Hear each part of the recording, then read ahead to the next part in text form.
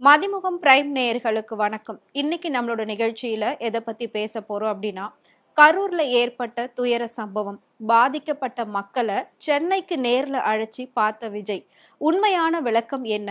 அதை பத்தி தான் இந்த வீடியோல நம்ம பார்க்க போறோம். வாங்க பார்க்கலாம். கடந்த மாதம் செப்டம்பர் 27ஆம் தேதி கரூர்ல மிகப்பெரிய விஜயோட பிரச்சாரம் நடந்தது. அந்த கூட்ட நெரிசல்ல சிக்கி கிட்டத்தட்ட 41 பேர் உயிரிழந்தாங்க. அதுல இன்னும் பெரும்பாலானோர் பாதிக்கப்பட்டிருந்தாங்க. நிறைய பேர் காயப்பட்டு இப்ப வரைக்கும் சிகிச்சையில இருந்துகிட்டு இருக்காங்க. அதுல ஆரம்பிச்ச பிரச்சனை இன்னைக்கு வரைக்கும் ஓயாம இருந்துகிட்டு இருக்கு.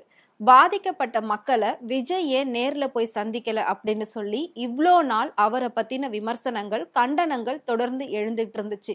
அது எல்லாத்துக்குமே முற்றுப்புள்ளி வைக்கிற மாதிரி விஜய் பல நடவடிக்கைகள் எடுத்திருக்காரு. ஆனா இது எல்லாமே தோல்வியில முடிஞ்சிருக்கு.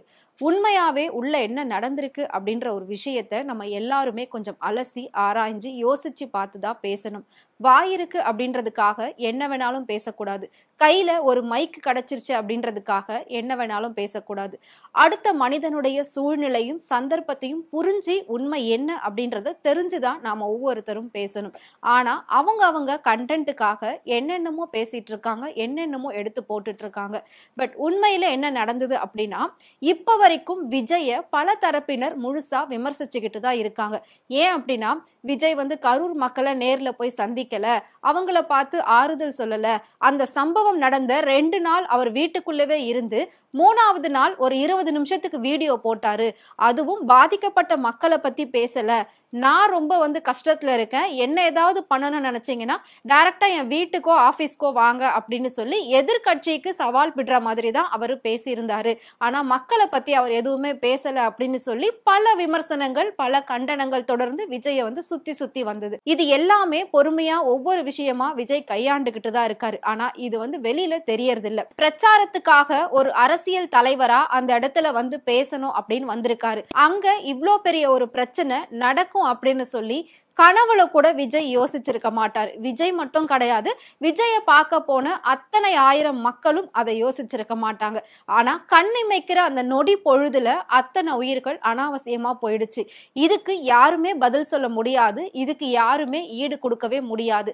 அப்படிப்பட்ட ஒரு துயர சம்பவம் இன்னைக்கு வரைக்கும் அது நாடு ஃபுல்லாவே பேசப்பட்டுக்கிட்டு இருக்கு. இதுல உண்மை என்ன, யார் மேல தப்பு, யார் இதை செஞ்சது அப்படின்னு சொல்லி பல தரப்பு விசாரணைகள் போய்கிட்டு தான் இருக்கு. உச்ச நீதிமன்றத்துக்கு இந்த கேஸ் போயும் அவங்க இப்ப சிபிஐ கிட்ட இந்த கேஸை கொடுத்திருக்காங்க. சோ சிபிஐ முழுக்க முழுக்க இது எல்லாத்தையும் அலசி ஆராய்ஞ்சு ஒவ்வொரு விஷயமா வெளியிட்டுக்கிட்டு இருக்காங்க. இன்னும் முழுமையா வெளி வந்ததுக்கு அப்புறம் தான் தெரியும் தப்பு முழுக்க முழுக்க யார் மேல அப்படின்னு சொல்லி. நான் ஏற்கனவே பல வீடியோக்கள் இத பத்தி பேசியிருக்கேன். என்ன அப்படின்னா, ஒருத்தரால பிரச்சனை நடக்குது அப்படின்னா அவர் அங்கிருந்து கொஞ்சம் விலகி இருக்கிறது தான் நல்லது. இது ஒரு நார்மல் ஹியூமனே இப்படிதான் பண்ணுவாங்க. நம்ம வீட்டுல ஒரு சின்ன பிரச்சனை அப்படின்னாலும் அந்த இடத்துல இருந்து நம்ம ஒரு 2 நாள் தனியா வெளியில போயிட்டு நம்ம ரிலாக்ஸ் பண்ணுவோம், ஸ்டே பண்ணுவோம். அதுக்கப்புறமா தான் அந்த பிரச்சனை முடிஞ்சதுக்கு அப்புறம் அங்க நம்ம வருவோம். அதை தான் விஜயும் பண்றதுக்காக ட்ரை பண்ணியிருக்காரு. ஆனா திரும்பவும் அவர் கரூர் ஏன் போகலன்னு சொல்லி பல பேர் கேள்வி கேட்டுக்கிட்டு இருக்காங்க. ஒருத்தர் ஒரு பிரச்சாரத்துக்காகன்னு போகும்போதே அங்க அவ்வளோ பிரச்சனைகள் வந்துருச்சு. அதுக்கப்புறம் திரும்பவும் அவர் அங்க போகணும்னு சொல்லும் போது அங்க இருக்கக்கூடிய அதிகாரிகளோ அங்க இருக்கக்கூடிய காவல்துறையோ இவருக்கு இப்ப வரைக்கும் பெர்மிஷன் கொடுக்கல. ஏற்கனவே நீங்க வந்துதான் இங்க பிரச்சனையாச்சு, திரும்பவும் இங்க வராதீங்க அப்படின்னு தான் அதிகாரிகளும் காவல்துறையினரும் சொல்லியிருக்காங்க. எனக்கு ஒரு மண்டபம் வேணும் அப்படின்னு சொல்லி கேட்டிருக்காங்க. அதாவது பாதிக்கப்பட்ட மக்கள் அங்க வச்சு சந்திக்கிறதுக்காக ஒரு மண்டபம் வேணும், அதையாவது அரேஞ்ச் பண்ணி கொடுங்க, கொஞ்சம் வெளியில இருந்தாலும் பரவாயில்ல, அந்த ஊரை சுத்தி கொஞ்சம் வெளியில இருந்தாலும் பரவாயில்ல கொடுங்கன்னு கேட்டிருக்காங்க. ஆனா இப்ப வரைக்கும் யாருமே விஜய அந்த பக்கம் வர்றதுக்கு அனுமதிக்கவே இல்லை. அனுமதின்ற ஒரு விஷயம் இல்லாம திரும்பவும் அவர் அங்க ஏதாவது பிரச்சனையாகி மறுபடியும் அப்பாவி மக்கள் உயிரிழக்கவோ யாருக்காவது எந்த ஒரு பிரச்சனையோ ஏற்படவோ கூடாது அப்படின்றதுக்காக தான் சரி என்னதான் வரவிட மாட்டேங்கிறீங்க, நான் அவங்கள கூப்பிட்டு பாக்குறேன் அப்படின்னு சொல்லி இப்போ பாதிக்கப்பட்ட மக்கள் எல்லாரையும் இங்க சென்னையில கூப்பிட்டு அவர் பார்த்திருக்காரு. அதுக்கும் பல பேர் பல விமர்சனங்கள் சொல்லிக்கிட்டு தான் இருக்காங்க. அதான் நான் ஆரம்பத்திலே சொன்னனே, வாய் இருந்தா என்ன வேணாலும் பேசதான் செய்வாங்க. மைக்கும் மேடையும் கிடைச்சிருச்சுன்னா சும்மாவா? இன்னும் அதிகமா பேசதான் செய்வாங்க. அப்படி இருக்கிற பட்சத்துல இப்போ அதாவது மத்த சேனல்ஸ் எல்லாருமே பாத்தீங்கன்னா பாதிக்கப்பட்ட மக்களை விஜய் சந்திச்சிட்டாரு. அதுக்கப்புறம் உடனே அவங்க வீட்டுக்கு போயிட்டு விஜய் என்ன சொன்னாரு, ஏது சொன்னாருன்னு சொல்லி கேட்கும்போது ஒவ்வொரு மக்களும் சொல்லக்கூடிய அந்த பதில் அவ்வளோ அளவுக்கு நமக்கே வந்து கஷ்டமா இருக்கு. நாங்களே கொஞ்சம் இந்த சோகத்துல இருந்து வெளியில வர ஆரம்பிச்சிட்டோம். ஆனா விஜய் இப்ப வரைக்கும் அவர் இன்னும் அந்த ஒரு பாதிப்புல இருந்து மீளாம இருக்காரு. எங்களுக்கு எங்க வீட்ல இருந்த ஒரு உயிர் போச்சு. ஆனா அவரை பொறுத்த வரைக்கும் ஒட்டுமொத்தமா 41 உயிர் போயிருக்குன்னு தான் அவர் வந்து இப்ப வரைக்கும் ஃபீல் பண்ணிக்கிட்டு இருக்காரு. எங்களுக்கு அவரை பார்க்க ரொம்ப கஷ்டமா இருந்தது. ஆனா அவர் எங்களை பார்த்த உடனே வந்து எங்க அத்தனை பேர் கால்லயும் விழுந்து மன்னிப்பு கேட்டு கதறி அழுதாரு. இன்னும் முடி கூட வெட்டல. ரொம்ப இளைச்சி ரொம்ப ஒரு மாதிரி இருக்காரு. அவர் வந்து நடிகர் விஜயா இவரு அப்படின்னு வந்து கேட்கக்கூடிய அளவுக்கு அவர் இருந்துகிட்டு இருக்காரு. இப்படி ஒரு நிலைமைக்கு அவர் ஆளாகி இருக்கிறப்போ அவர் எவ்வளவு அளவுக்கு கஷ்டப்படுறாருன்றதை நம்மளால புரிஞ்சுக்க முடியுது. அப்புறம் நாம எப்படி அவரை குறை சொல்ல முடியும்? தப்பு அவர் மேல இல்ல அப்படின்ற மாதிரி தான். சோ பாதிக்கப்பட்ட மக்கள் அவரை நேர்ல சந்திச்சுட்டு வந்ததுக்கு அப்புறம் இப்படி ஒரு விளக்கத்தை கொடுத்திருக்காங்க. எல்லா சேனல்லையும் காலில் விழுந்து கதறி அழுத விஜய், மன்னிப்பு கேட்ட விஜய் அப்படின்லாம் வந்து போட்டிருக்காங்க. அவருனால நடந்த அந்த தப்புக்கு அவர் பொறுப்பேத்துக்கிட்டாரு. முழுக்க முழுக்க பொறுப்பேத்துக்கிட்டாரு. அங்க இருக்கக்கூடிய எல்லாரும் அங்க வந்த மக்கள் எல்லாரையும் ஒட்டுமொத்தமா சந்திக்காம ஒவ்வொருத்தரையும் தனியா ஒரு ரூம்ல கூப்பிட்டு வச்சு அந்த ரூம்ல இவர் மட்டும்தான் இருந்திருக்காரு. இவருக்கு சைட்ல பாடி கார்டோ யாரோ எந்த ஒரு அசிஸ்டன்ட்டோ யாருமே இல்ல. எந்த ஒரு கேமரா கூட உள்ள அலோ பண்ணல. ஒவ்வொரு ஃபேமிலியும் தனித்தனியா கூப்பிட்டு 1 மணி நேரம் 2 மணி நேரம் அவரு பேசியிருக்காரு. பேசினதுல முழுக்க முழுக்க அவர் அழுதுருக்காரு. ரொம்ப கஷ்டப்பட்டிருக்காரு. உண்மையிலே என்ன மன்னிச்சிருங்க. சோ நான் வந்து கரூர்ல வந்து உங்களை பார்த்திருக்கணும். ஆனா அதுக்கு அனுமதி கிடைக்கல. அதனாலதான் உங்களை இங்க வர சொல்லி நான் பாக்குறேன். ஆனா கண்டிப்பா நான் வந்து கரூருக்கு வந்து மறுபடியும் உங்களை எல்லாம் பார்ப்பேன் அப்படின்ற மாதிரி அவரு சொல்லியிருக்காரு. அது மட்டும் இல்லாம முழுக்க முழுக்க மன்னிப்பு கேட்டிருக்காரு. இந்த மாதிரி ஒரு விஷயம் நடக்கும்னு நம்ம யாருமே எதிர்பார்க்கல. ஆனா நடந்துருச்சு. நடந்திருக்க கூடாது. முழுக்க நான் பொறுப்பு எடுத்துக்கிறேன். உங்களோட வீட்ல ஒருத்தரா இனிமேல் என்ன நீங்க நினைச்சுக்கோங்க. என்னோட வாழ்நாள் இருக்கிற வரைக்கும் உங்க குடும்பத்துக்கு என்ன தேவையோ எல்லா விஷயத்தையும் நான் பண்ணி கொடுக்கிறேன். உங்களோட குடும்பத்துல ஒருத்தனா என்ன பாருங்க, என்னை ஏத்துக்கோங்கன்னு சொல்லியிருக்காங்க. இதே மாதிரி பல பிரச்சனைகள் பல அரசியல் தலைவர்களுடைய பிரச்சாரத்திலையும் சரி, மாநாட்டிலையும் சரி பல உயிர்கள் போயிட்டு தான் இருக்கு. பல பிரச்சனைகள் நடந்திருக்கு. சோ எந்த ஒரு அரசியல் தலைவரும் இந்த அளவுக்கு மக்களை வந்து கூப்பிட்டு நேர்ல உட்கார வச்சு பேசி ஃபீல் பண்ணி கால்ல விழுந்து கதறி அழுது இவ்வளோ அளவுக்கு பொறுப்பெடுத்துக்கிட்டதா இது வரைக்கும் நடந்ததே கிடையாது. சோ விஜய் பண்ணக்கூடிய ஒவ்வொன்றுமே தனித்துவமானது அப்படின்னு சொல்லி தான் எல்லாருமே பேசுவாங்க. ஆனா அது அவங்க வந்து வேற மாதிரி திருச்சி பேசுவாங்க தனித்துவத்தை. பட் இது வந்து உண்மையிலே தனித்துவமானது தான் அப்படின்ற மாதிரி தான் காட்டியிருக்கு அவருடைய செயல். சோ அங்க என்ன உள்ளடி வேலை நடந்திருக்கு அப்படின்றதே இப்பதான் நமக்கு புரியுது. அதாவது இவருக்கு மறுபடியும் கரூருக்கு போக அனுமதி கொடுக்கல. இவர் ஒரு சாதாரண ஆளா இருந்தா அவர் எங்க வேணாலும் எப்ப வேணாலும் போகலாம். ஆனா இவருக்குன்னு ஒரு பெரிய கூட்டம் இருக்கு அப்படிங்கிற பட்சத்துல இவர் எங்க போனாலும் இதுக்கப்புறம் யோசிச்சு பெர்மிஷன் வாங்கி முறைப்படி எல்லாத்தையும் சரி பண்ணி தான் இவர் போக முடியும். ஆனா அங்க வந்து போறதுக்கு இவர் அனுமதிக்கல. அங்க உள்ள அலுவலர்களும் சரி, அதிகாரிகளும் சரி, காவல்துறையினரும் சரி யாருமே இவருக்கு அனுமதி கொடுக்கல. அதனாலதான் இவர் இங்கே கூப்பிட்டு வந்து பார்த்திருக்காரு.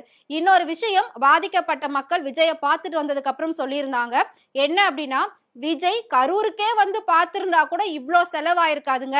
எங்களை எங்க வீட்ல இருந்து கூப்பிட்டதுல இருந்து அங்க போயிட்டு ஒவ்வொரு விஷயமும் பார்த்து பார்த்து செஞ்சு திரும்பவும் எங்களை வீட்ல கூட்டிட்டு வந்து விடுற வரைக்கும் எல்லா முழுக்க முழுக்க பாதுகாப்பு பொறுப்புகள் எல்லா செலவுகளும் அவங்க தான் பார்த்துக்கிட்டாங்க. அவரோட சொந்த செலவுல இவ்வளோலாம் அவர் பண்ணணுங்கிற அவசியமே இல்லை. 20 லட்சம் ரூபாய் கொடுத்தாரா அதோட முடிஞ்சு போச்சுன்னு விடுறதுக்கு எவ்வளோ நேரம் ஆக போகுது? மற்ற தலைவர்கள்லாம் அதை தானே பண்றாங்க. யாரோ எங்கேயோ இறந்து போயிட்டாங்க அப்படின்னா இவ்வளோ ரூபாய் நிவாரணமா கொடுக்குறோம், இவ்வளோ நிவாரணம் அறிவிச்சிருக்காங்க அப்படின்ற மாதிரி செய்திகள் தான் நம்ம கேள்விப்பட்டிருக்கோம். அந்த காசை வந்து இன்னும் கொஞ்ச நாள் கழிச்சு போயிட்டு காசோலையா கொடுப்பாங்க. அது அவங்க கைக்கு வர்றதுக்குள்ள பல போராட்டங்கள் அவங்க வந்து பார்க்க வேண்டி இருக்கும். அந்த மாதிரி இல்லாம காசு கொடுத்தோம் முடிஞ்சு போச்சுன்னு இல்லாம இப்படி கூப்பிட்டு கால்ல விழுந்து கதறி அழுவுற அளவுக்கு அவர் எவ்வளவு பாதிக்கப்பட்டிருக்காரு. அவரோட மனசு எவ்வளவு பாதிக்கப்பட்டிருக்கு. நாங்களாமே அவரை பார்க்கறதுக்கு நீட்டா தான் போனோம். ஆனா அவர் வந்து பாத்தீங்கன்னா அங்க வந்து ரொம்ப ஒரு மாதிரி இருந்தார். அவரை பார்க்கவே கஷ்டமா இருந்தது. ஹேர் கட் பண்ணல. அவர் வந்து சாப்பிட்டு தூங்கி ரொம்ப நாள் ஆகியிருக்கு. முகமே வந்து பாத்தீங்கன்னா அது விஜயாவே அப்படின்னு எங்களுக்கு ரொம்ப சந்தேகமா இருந்தது. அவரோட போனையே ரொம்ப தூரம் தள்ளி திருப்பி தான் வச்சிருந்தாரு. சோ நாங்க அவரை அடிச்சாலும், நாங்க அவரை உள்ள தாக்கியிருந்தாலும், அவர் மேல கோவப்பட்டு பேசியிருந்தாலும், அவர் சட்டையை பிடிச்சு கேள்வி கேட்டிருந்தாலும் அங்க எங்களை கேள்வி கேட்க யாருமே இருந்திருக்க மாட்டாங்க. அந்த அளவுக்கு அவர் வந்து எங்களை தனிமையா வச்சுதான் ஒவ்வொரு விஷயமும் பேசினாரு. உங்க வீட்டுக்கு தேவையான கல்வி செலவு, மருத்துவம், வேலை வாய்ப்பு எது வேணும்னாலும் என்ன கேளுங்க, நீங்க எப்ப வேணாலும் என்ன பார்க்கலாம், எதுக்கு வேணும்னாலும் என்ன தொடர்பு கொள்ளுங்க அப்படின்னு சொல்லி அவ்வளோ விஷயங்கள் எங்க கிட்ட 1 மணி நேரம் 2 மணி நேரம் உட்கார்ந்து பேசினாரு. பேசினதுல அவர் முக்காவாசி அழுதுகிட்டே தான் இருந்தாரு. நாங்களே தேறி வந்துகிட்டு இருக்கோம். ஆனா அவர் இன்னும் கொஞ்சம் கூட அதுல இருந்து வெளியில வரல. அப்போ எந்த அளவுக்கு அவர் பாதிக்கப்பட்டிருக்காரு அப்படின்றத எங்களால புரிஞ்சிக்க முடியுது அப்படின்ற மாதிரி அந்த மக்கள் நேர்ல பார்த்துட்டு பேசிக்கிட்டு இருக்காங்க. சோ ஒவ்வொருத்தரும் நிறைய சேனல்களுக்கு பேட்டியும் கொடுத்திருக்காங்க. அதுல அவங்களே சொல்றாங்க, விஜய் மேல உங்களுக்கு இன்னும் கோபம் இருக்கா அப்படின்னு சொல்லி அந்த பத்திரிகையாளர் கேட்கும்போது அதுக்கு அவங்க என்ன சொல்றாங்கன்னா, விஜய் மேல எல்லாம் கோபமே இல்லைங்க, இதுவரைக்கும் நாங்க எந்த ஒரு அரசியல் கட்சிக்கும் நாங்க போனது கிடையாது. விஜய் எங்களுக்கு ரொம்ப பிடிக்கும். ஒரு நடிகரா அவரை நாங்க பயங்கர போல்டா பார்த்திருக்கோம், ரசிச்சிருக்கோம், அவரை பார்த்து நாங்க சந்தோஷப்பட்டிருக்கோம். சோ நம்ம ஊருக்கு வராரே அப்படின்றதுக்காக நேர்ல போய் பார்க்கணும்னு சொல்லி ஆசையா போனோம். குழந்தைங்களை கூட்டிட்டு போனது எங்க தப்பு தாங்க. இதுல நாங்க யாரையுமே தப்பு சொல்ல முடியாது. எங்க மேல தப்பு. நாங்க பண்ண ஒரு தப்புனால இன்னைக்கு குழந்தைங்க இல்ல. சோ குழந்தைங்களையும் நாங்க கூட்டிட்டு போயிருக்க கூடாது அப்படின்ற மாதிரி ஒரு குழந்தையை இழந்த அப்பா வந்து பேசியிருந்தாங்க. சோ முழுக்க முழுக்க இந்த விஷயம் இந்த லெவல்ல தான் போயிருக்கே தவிர இதுல விமர்சிக்கவோ இதுல கண்டனங்களை சொல்றதுக்கோ எதுவுமே கிடையாது. ஆனா ஏதாவது ஒண்ணு சொல்லணும், ஏதாவது ஒண்ணு திருச்சி பேசணும் அப்படின்னு சொல்லியே பல கூட்டங்கள் விஜய சுத்தியே வந்து இருந்துகிட்டு இருக்காங்க தெரியுமா. அவங்களுக்கு இதெல்லாம் வந்து அல்வா சாப்பிடுற மாதிரி தான். ஏதாவது ஒரு விஷயம் கிடைச்சிருச்சு அப்படின்னா வாயில போட்டு மெல்லாத குறைய அவங்க வந்து மென்று சாப்பிட்டுட்டு எல்லாத்தையும் வந்து சொல்லதான் செய்வாங்க. பட் உண்மையில நடந்தது இதுதான். சோ இப்ப வரைக்கும் விஜய்க்கு கரூருக்கு போக அனுமதி கொடுக்கல. அனுமதி கொடுத்தாதானே அவர் போவாரு. சோ உன்னாலதான் பிரச்சனை ஆச்சு, இனிமேல் நீங்க வரக்கூடாதுன்னு சொல்லி விஜய இப்ப வரைக்கும் தடுத்து வச்சிருக்காங்க. இதுதான் உண்மையான ஒரு விஷயம். சோ இத வந்து பல பேர் பலவிதமா திருச்சி பேசுறாங்க. இதுல இன்னும் வந்து பாத்தீங்கன்னா ஒரு படி அதிகமா போய் விஜய ட்ரோல் பண்ணிருக்காங்க. அதாவது விஜய் வந்து சுறா அப்படிங்கிற ஒரு படம் நடிச்சிருப்பாரு. அதுல வந்துட்டு அரசியல்வாதிகளுக்கு எதிரா இவர் செயல்படுவாரு. அதாவது மக்களுக்கு ஆதரவாவும் பாதுகாப்பாவும் எப்படி இருக்கணும், மக்கள் வந்து தன்னோட இடத்தை விட்டு கொடுக்க கூடாது அப்படின்றதுக்காக அவர் வந்து போராடுவாரு. சோ அந்த அரசியல்வாதிகள் வந்து அந்த இடத்தை ஆக்கிரமிக்கிறதுக்காக வருவாங்க. சோ அப்ப விஜய் வந்து குரல் கொடுத்து அந்த மக்களுக்கு எல்லாம் சப்போர்ட் பண்ணுவாரு. சோ சுறா படத்துல கிளைமேக்ஸ்ல வந்து ஒரு டைலாக் அவர் பேசியிருப்பாரு. சோ விஜய் இல்லாத டைம்ல அந்த ஏரியாவிலே தீ வச்சு கொளுத்தி இருப்பாங்க. அது மட்டும் இல்லாம கொளுத்தி முடிச்ச உடனே பாதிக்கப்பட்ட மக்களுக்கு 10,000 ரூபாய் பணத்தை கொடுத்து நீங்க வேற இடத்துக்கு போங்க அப்படின்ற மாதிரி சொல்லிடுவாங்க. உடனே விஜய் அந்த இடத்துல வந்து 10,000 ரூபாய் காசு கொடுத்தா நீங்க எல்லாம் மாறிடுவீங்களா, பிறந்த ஊரையும் மண்ணையும் விட்டுட்டு உங்களால எப்படி போக முடியுது, சோ இப்படிதான் இருப்பீங்களா, பணம் கொடுத்தா யாரு கூப்பிட்டாலும் எங்க வேணாலும் நீங்க போயிடுவீங்களா, சோ அப்ப உங்களோட சொந்த மண்ணை நீங்க விட்டு கொடுத்து போவீங்களா அப்படின்ற மாதிரி கேள்விகள் கேட்டிருப்பாரு. இதை வச்சு நிறைய பேர் விஜயை ட்ரோல் பண்ணியிருந்தாங்க. அதாவது கரூர் மக்களை ட்ரோல் பண்ணியிருக்காங்க. அவங்களே பாதிக்கப்பட்டு இவ்வளவு கஷ்டப்பட்டிருக்காங்க. சோ விஜய் கூப்பிட்டவன பணம் கொடுத்தா நீங்க எல்லாம் போயிடுவீங்களா அப்படின்ற மாதிரி அவர் பேசின டயலாகுக்கு அவருக்கு ரிவெஞ்ச் எடுக்கிற மாதிரி இதை போட்டிருக்காங்க. பட் இதை வந்து அவங்க பாதிக்கப்பட்ட மக்களையும் சேர்த்து தான் போட்டிருக்காங்க. ஒரு ட்ரோல் இந்த மாதிரி ஒரு சம்பவத்துக்கு தேவையா? ட்ரோல் பண்றவன் யாரா இருந்தாலும் எவனா இருந்தாலும் எதையோ பண்ணலாம், எவ்வளோ விஷயங்கள் இருக்கு. அதையெல்லாம் விட்டுட்டு ஒரு சென்சிட்டிவான விஷயத்துல ட்ரோல் பண்ணணும்னு என்னங்க அவசியம் இருக்கு? அப்படி இருக்கிற பட்சத்துல அவரோட டயலாக போட்டு அவரை கலாய்க்கிறாங்களாமா. இப்படிதான் வந்து நடந்துகிட்டு இருக்கு. தமிழ்நாடு இந்த லெவல்ல தான் போய்கிட்டு இருக்கு. சோ விஜய் வந்து அதுல வந்து ஒரு டயலாகும் பேசியிருப்பாரு. தமிழை தூக்கி பிடிக்கிறதும் அதே தமிழர்கள் தான், அதே தமிழை அசிங்கப்படுத்துறதும் தமிழர்கள் தான் அப்படின்ற மாதிரி பேசியிருப்பாரு. சோ விஜய் எந்த ஒரு தமிழர்களையும் அசிங்கப்படுத்தல. அவங்க பாதிக்கப்பட்ட மக்களை சந்திக்கணும்னு நினைச்சு ட்ரை பண்ணிருக்காரு. அது முடியாத பட்சத்துல சரி இருக்கிற இடத்துலயாவது கூப்பிட்டு நம்ம பாத்துறணும்னு சொல்லி மனசாட்சிக்கு உட்பட்டு நடந்துக்கிறாருல, அதை யாரும் பெருசா பார்க்கல. பாதிக்கப்பட்ட மக்களை பத்தி நீங்க பேசல. விஜயை எப்படி நம்ம நெகட்டிவா போர்ட்ரேட் பண்ணலாம் இப்படிதான் சுத்திக்கிட்டு இருக்கீங்களே தவிர மக்களுக்கு என்ன செய்யலாம், மக்களுக்கு என்ன வேணும், பாதிக்கப்பட்ட மக்கள் எப்படி கஷ்டத்துல இருந்து வெளியில கொண்டு வரலாம், அவங்களை எப்படி மீட் எடுக்கலாம், இந்த மாதிரி விஷயத்தை பத்தி வேற யாருமே பேசல, வேற யாருமே யோசிக்கல. அவரு தன்னோட வீட்டுல ஒரு ஆளா இனி நான் இருக்கிறேன் அப்படின்னு சொல்லியிருக்காரு. அவரோட உயிர் உள்ள வரைக்கும் அந்த 41 குடும்பங்களுடைய தேவைகள் என்னென்னவோ புரிஞ்சு எல்லாத்தையும் நான் செய்யறேன், நீங்க தாராளமா என்கிட்ட கேளுங்கன்னு சொல்லியிருக்காரு. இது எல்லாத்தையும் விட வந்த அத்தனை பேரோட குடும்பத்துக்கும் இன்சூரன்ஸை கையோட போட்டே அனுப்பியிருக்காரு. அது தெரியுமா? இது நிறைய பேருக்கு தெரியாது. அவர் அங்க உள்ள என்ன பேசினாரு, என்னென்ன சலுகைகள் கொடுத்திருக்காரு, எதுவுமே வந்து வாய் வார்த்தையா தான் தெரியுமே தவிர ஒரு சில விஷயங்கள்ல அவர் உடனே அவர் வந்து பண்ணியும் அனுப்பியிருக்காரு. அதுல ஒண்ணுதான் இன்சூரன்ஸ். அவங்க குடும்பத்துக்கு இன்சூரன்ஸ் போட்டிருக்காரு ஒவ்வொரு வருஷத்துக்கு இவ்வளவு வரா மாதிரி. சோ அதையும் பாதிக்கப்பட்ட நபர் ஒரு பேட்டியில சொல்லியிருக்காங்க. சோ இதை விட ஒரு தலைவனா மக்களை பாத்துக்கிறதுக்கு வேற என்ன தகுதி வேணும், வேற என்ன அவர் இன்னும் செய்யணும் அப்படின்னு நினைக்கிறீங்கன்றது எனக்கு தெரியல. ஓகே, இப்போ மத்த கட்சிகளை பொறுத்த வரைக்கும் அவங்களோட ஆட்சியிலும் நிறைய பிரச்சனைகள் நடந்துகிட்டு இருக்கு, நிறைய உயிரிழப்புகள் ஏற்பட்டுகிட்டு இருக்கு, போதைப் பொருள் புழக்கம் ரொம்ப அதிகமா போய்கிட்டு இருக்கு. அதுலயும் கள்ளச்சாராயம் குடிச்சு 30-40 பேர் இறந்து போனாங்க. அண்ணா யூனிவர்சிட்டியில ஒரு பெண் வந்து பாலியல் பலாத்காரம் செய்யப்பட்டாங்க. அதே மாதிரி காவல் நிலையத்துல தப்பே பண்ணாம ஒரு அப்பாவி இளைஞர் தாக்கப்பட்டு கொலை பண்ணிருக்காங்க. சோ இந்த மாதிரி விஷயங்கள் நிறைய இழப்புகள் நடந்துகிட்டு தான் இருக்கு. எந்த ஒரு தலைவரும் இதுவரைக்கும் அந்த குடும்பத்தை நேர்ல கூப்பிட்டோ இல்ல பேசியோ அவங்க காலில் விழுந்து கதறி அழுதோ எந்த ஒரு விஷயத்தையும் நாம இப்ப வரைக்கும் கேள்விப்படவே இல்லை. ஆனா விஜய் இப்படி ஒரு விஷயம் பண்ணிருக்காரு அப்படின்னா அவர் மக்களை எந்த அளவுக்கு நேசிக்கிறாரு, எந்த அளவுக்கு மக்களுக்கு உண்மையா இருக்காரு, நடந்த சம்பவத்துல பாதிக்கப்பட்டவங்களை விட இவர் எவ்வளவு பாதிக்கப்பட்டிருக்காரு அப்படின்றத நம்மளால கண்டிப்பா புரிஞ்சிக்க முடியும். யோசிச்சு பார்த்துதான் நம்ம ஒவ்வொரு விஷயத்தையும் பேசணும். நான் சொன்ன மாதிரி பாதிக்கப்பட்ட குடும்பத்துக்கு அவங்களுக்கு ஒவ்வொரு குடும்பத்துல ஒவ்வொரு உயிர் போயிருக்கு. விஜய பொறுத்த வரைக்கும் 41 உயிருமே போயிருக்கு. சோ அவரோட குடும்பம் அப்படின்னா அந்த 41 உயிருமே வந்து அவரோட பொறுப்புல போயிருக்குன்றதுனாலதான் இவ்வளவு அளவுக்கு அவர் வந்து பொறுப்பெடுத்து எல்லாமே பண்றாரு. ஆனா வெளியில பேசுறது என்ன, விஜய் வந்து பொறுப்பே இல்லாம இருக்காரு அப்படின்னு பேசுறீங்க. அவரை சுத்தி என்ன நடக்குதுன்றதை யாருமே புரிஞ்சுக்கல. அவர் ஒரு சராசரி மனுஷனா நினைச்ச இடத்துக்கு போக முடியாத ஒரு சூழ்நிலையில இருந்துகிட்டு இருக்காரு. இப்ப வரைக்கும் அவருக்கு மத்த எந்த ஒரு விஷயத்துக்கும் அவர் வெளியில வர்றதுக்கே அனுமதி கொடுக்காம எல்லா விஷயமும் பண்ணிக்கிட்டு இருக்காங்க. இதுவும் ஒரு உள்ளடி வேலையா தான் நடந்துகிட்டு இருக்கு. சோ நடந்தது என்ன அப்படின்றத அலசி ஆராய்ஞ்சுதான் எல்லாரும் பேசணும். ஃபர்ஸ்ட்ல இருந்து நான் சொல்லிக்கிட்டு இருக்க மாதிரி வாய் இருக்குன்றதுக்காக, மைக் இருக்குன்றதுக்காக, ஸ்டேஜ் இருக்குன்றதுக்காக என்ன வேணாலும் பேசக்கூடாது. உண்மை என்ன அப்படின்றத தெரிஞ்சு பேசணும். சோ அரசியலை பேசுறதுக்கு 1000 பேர் இருப்பாங்க. அரசியல்ல நாளுக்கு நாள் பல மாற்றங்கள், பல திருப்பங்கள், பல நிகழ்வுகள் நடந்துகிட்டு தான் இருக்கு. அது எல்லாத்தையும் பார்த்து மக்களாகிய நாம தான் சிந்திச்சு செயல்படணும். ஆளாளுக்கு என்னென்ன சொல்றாங்களோ அதெல்லாம் நம்ம கேட்கிறதோ, அவங்க என்னென்ன கொடுக்குறாங்களோ அதெல்லாம் வாங்கிக்கிட்டு திரும்பவும் கஷ்டப்பட போறது நாம தான். சோ நாம கொஞ்சம் சிந்திச்சு செயல்பட்டோம் அப்படின்னா, சரியான ஒரு நபரை நாம வந்து தேர்ந்தெடுத்தோம் அப்படின்னா அந்த இடமும் சரி, அந்த நாடும் சரி, அந்த மக்களும் சரி நல்லா இருப்பாங்க. ஏற்கனவே இதே தமிழ்நாட்டு மக்கள் பல பேர் சொல்லியிருக்காங்க, மாற்றம் வேணும், மாற்றம் வேணும், ஒரு வாய்ப்பு கொடுக்கணும் அப்படின்னு சொல்லி.